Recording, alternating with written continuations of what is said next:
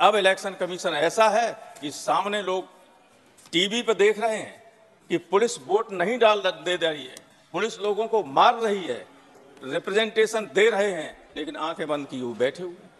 Election commission की यही duty नहीं होती सर। अभी वोट बढ़ रहा है, वोट कट रहा है, बूथ चेंज हो रहे हैं, आधा मोहल्ला यहाँ लगा है, आधा 3 किलोमीटर दूर लगा है। कुछ नाम ऐसे होते हैं जिनको पहचान लिया जाता है जाति और धर्म से, लाइन खींचते चले जाओ, लाइन खींचते चले जाओ।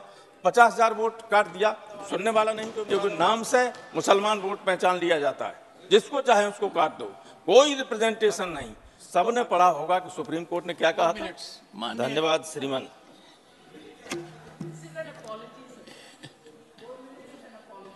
Sir, Ziaji knows the difficulty of this chair. मैं केवल 2-3 बातें कहना चाहूंगा। एक तो ये कि संविधान निर्माताओं ने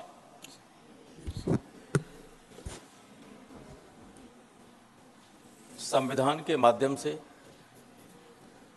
संसद की सर्वोच्चता की बात की थी और कार्यपालिका, न्यायपालिका, इन सबको उनकी अपनी सीमाओं में रहने के लिए कहा था। न्यायपालिका उस स्थिति में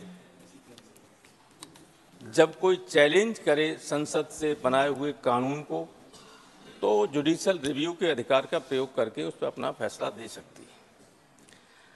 लेकिन न्यायपालिका थर्ड चैम्बर का रूप नहीं ले सकती, जैसे कभी अमेरिका की संसद को कहा गया था। राष्ट्रपति ने कुछ बनाया, उन्होंने रद्द कर दिया, संसद ने कानून बनाया, तो झमेला वहाँ हुआ था। लेकिन ऐसी स्थिति हमारे यहाँ नहीं है। लेकिन अपनी बात पर आने से पहले मैं एक बात अवश्य कहना चाहूँगा कि बहुत ज़्यादा न्यायपालिका पर रिलाई न करें। अभी सिसोदिया की जमानत के वक्त सबने पढ़ा होगा कि सुप्रीम कोर्ट ने क्या कहा था। माननीय रामगोपाल जी, रामगोपाल, अब मुझे 1 मिनट बोलने नहीं, एक सेकंड। न्यायपालिका के न्यायपालिका के खिलाफ आचरण पर न्यायपालिका के खिलाफ नहीं, तो न्यायपालिका के खिलाफ जा सकती, तो संसद के अंदर क्या मैं सही बात नहीं कह सकता हूँ अपना? वो नहीं, तो रहने दीजिए। आपने पहले मौलिक बात कही, दमदार बात है।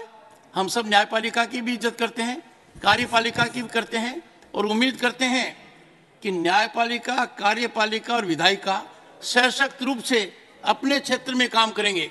पर एक विशेष मामले को लेकर करे तब तो ठीक है। नहीं, एक विशेष मामले को लेकर किसी व्यक्ति का नाम लेकर मैं आपसे अनुरोध करूंगा, आग्रह करूंगा। जुडिशियल अकाउंटेबिलिटी के बिल संसद ने सर्वसम्मत से पारित नहीं किया था, वो मौलिक मुद्दा है, तो उस पर बोलिए।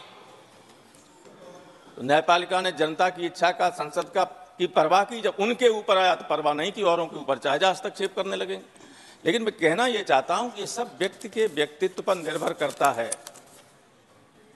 टीएन सेशन के जमाने टीएन सेशन का सब व्यक्तित्व था कि उन्होंने लोगों को बताया कि इलेक्शन कमीशन क्या होता है। लेकिन अब इलेक्शन कमीशन ऐसा है कि सामने लोग टीवी पर देख रहे हैं कि पुलिस वोट नहीं दे रही है, पुलिस लोगों को मार रही है, रिप्रेजेंटेशन दे रहे हैं, लेकिन आंखें बंद किए हुए बैठे हुए। तो अगर इस तरह के आपने देखा होगा, राम, हर जगह देखा है सबने। मैं मिला जाके कमीशन से, कमीशन आंखें बंद किए रहे। इलेक्शन कमीशन की यही ड्यूटी नहीं होती सर। अभी वोट बढ़ रहा है, वोट कट रहा है, बूथ चेंज हो रहे हैं, आधा मोहल्ला यहाँ लगा है, आधा 3 किलोमीटर दूर लगा है।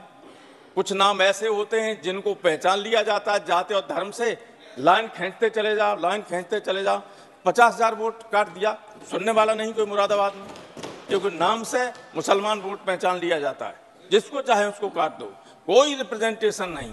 तो अगर इलेक्शन कमीशन में निष्पक्ष लोग नहीं होंगे, अगर वो बात नहीं सुनेंगे किसी की, तो डेमोक्रेसी क्या मतलब रह जाता है।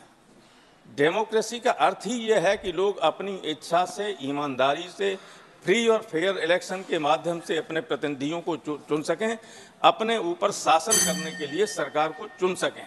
Thank you. लेकिन हो कहाँ रहा है ये? इसलिए मैं शासन से कहना चाहता हूं, शासन में बैठे हुए लोगों से, कानून तो आप जैसा ला रहे हैं बनेगा ही वैसा।